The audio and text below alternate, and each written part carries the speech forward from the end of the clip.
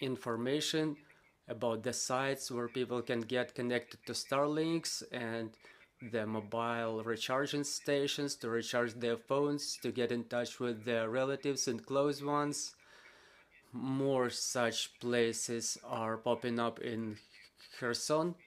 These sites are being reported to the population by the military administration. It becomes more of them. Also, humanitarian aid is coming. The ration sets,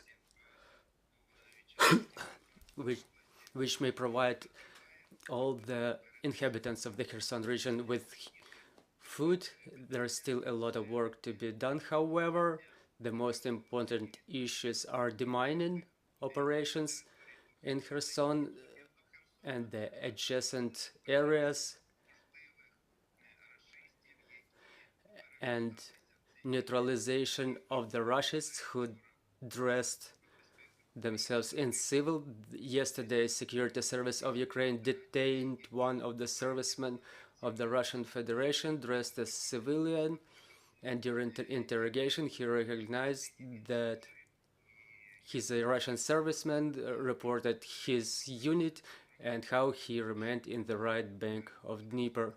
There is still a lot of work of this kind, so we will wait for official confirmation, official information from the armed forces. Do we understand it correct that now Kherson doesn't have power supply, water supply, and heat supply? Yes, this is absolutely correct. No power or water in Kherson.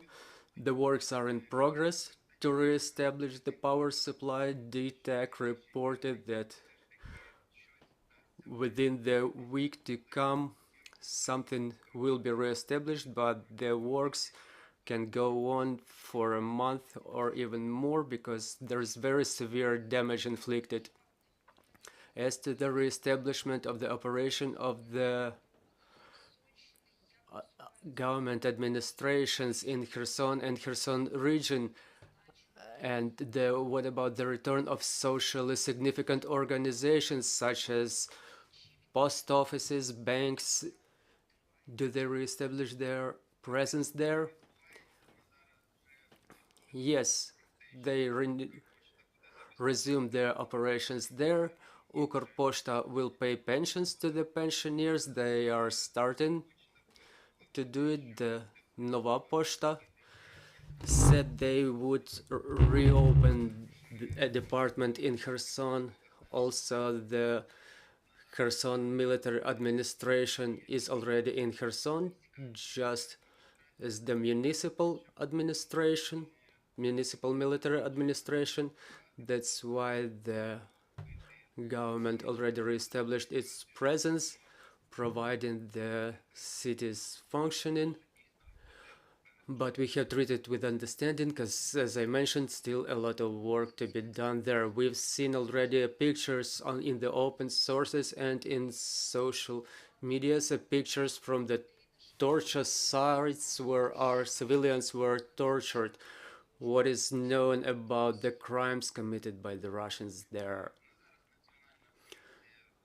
Currently, national police documents and starts the criminal cases. There's a lot of cases already opened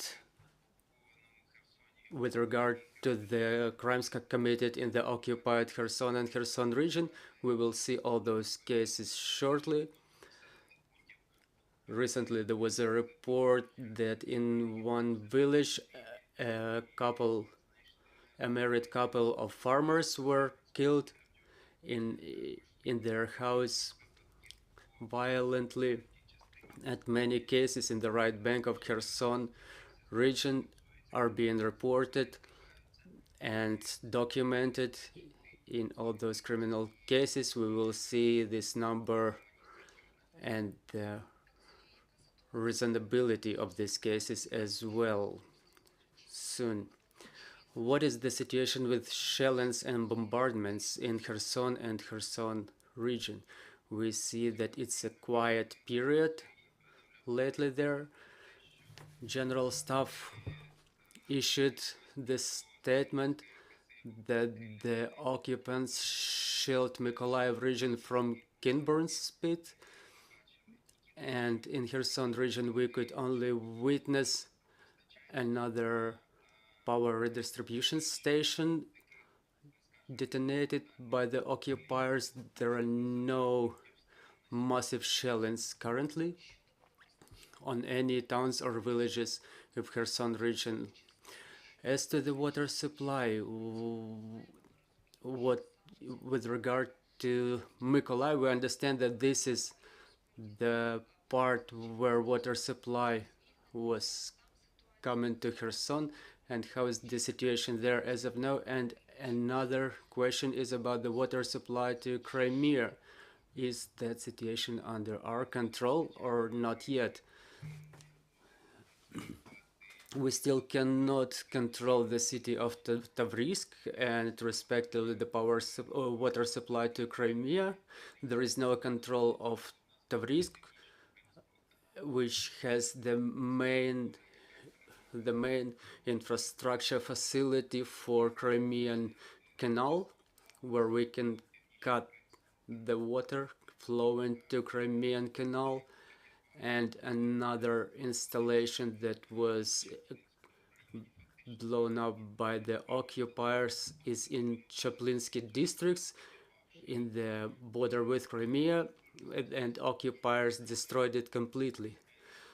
So the pump stations, specifically during this period, we were cutting the water after the annexation of Crimea during fall period, and the water was absent in the Crimean Canal back then.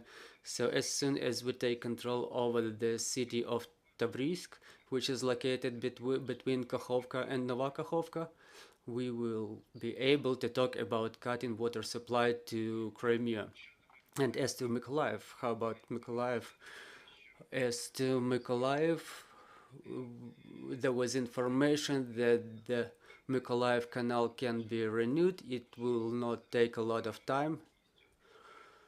So we control the right bank of Kherson region in its entirety. So we have access to the pump station and the canal itself. So the works are in progress on renewal, and as soon as they're done, the water will flow to Mykolaiv. Dear colleagues, your questions. Irina Mamchur, Ukrinform. My first question. Mass media, yesterday or the day before yesterday, I guess, spreaded information that when Russians were withdrawing from Kherson, they opened the prison and let the prisoners out, and it's not known where those prisoners are now. There were rumors that they could be in Mykolaiv or Mykolaiv region. We submitted the inquiry to police, but still we don't have any response from them. Maybe you know something about this, any information? I'm familiar with this information, but I don't know what really happened there. I've seen that part of the prisoners gave up, surrendered. I mean, from the number of those which were let out by the occupiers, but there is no official information in that regard. Another information with regard to the left bank. The enemies and their movement over there. Is anything known about something that's happening in Skadovsk, Henichynsk? Their headquarters, are they migrating? What do they do there? And another question is about our people in the left bank. The people who were forcibly evacuated, do they have an opportunity now? Do the occupiers let them? Does the situation allow them going back home to Kherson, to the right bank, which is under Ukrainian control, or is it impossible due to some reason? or maybe it's not even necessary due to certain reasons. First of all, it's impossible, and as of yesterday, the military administration restricted the movement over the Dnieper River, and we cannot say even about anybody moving across Dnieper, including the civilians. So unfortunately, the civilians don't have opportunity to come back from the left bank to the right bank at the moment. About what's going on in Henichsk and Skadovsk now, where the occupiers established their temporary headquarters, and in Henichsk, they almost called it the capital of Kherson region. For the time being, they are really there, and Saldo, another time when he woke up from his medicine coma, he woke up and made some announcement of their work there. So the occupiers is at the administrative border of Kherson region and in Henichsk. And the last question, maybe you know, well, it's commonly known news that the railway, Ukrzaliznytsia, is rebuilding the rail to launch a train connection with Kherson. Can you comment on that? First of all, Ukrzaliznytsia reported that they would launch the train connection, rail connection to Mykolaiv and Kherson. In the official statements, there are no precise terms and periods. So we will hear about more confirmations from Ukrzaliznytsia.